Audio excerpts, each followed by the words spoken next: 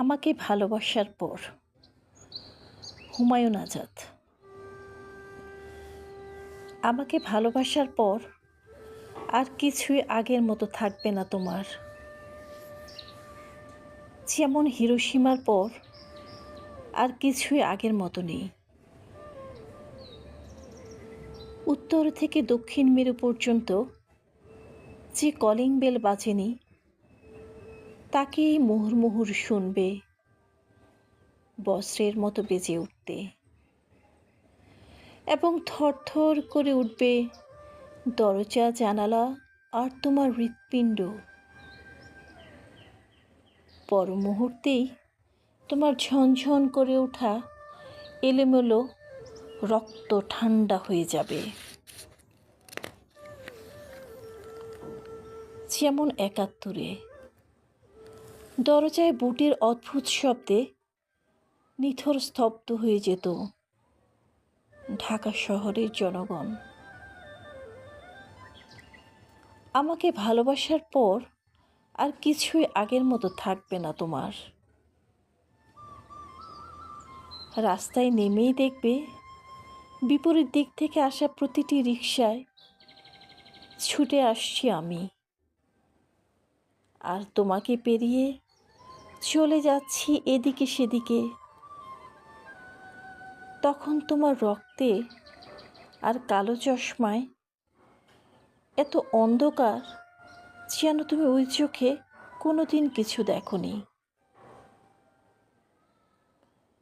আমাকে ভালোবাসার পর তুমি ভুলে যাবে বাস্তব আর অবাস্তব, বস্তু আর স্বপ্নের পার্থক্য।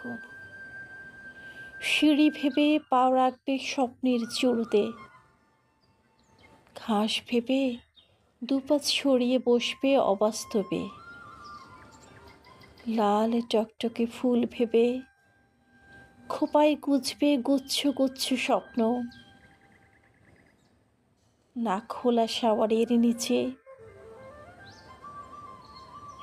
১২ই ডিসেম্বর থেকে তুমি অনন্তকালে দাঁড়িয়ে থাকবে এই ভেবে যে তোমার চুলে ত্বকে ওষ্ঠে গ্রীবায় অজস্র ধারায় ঝরছে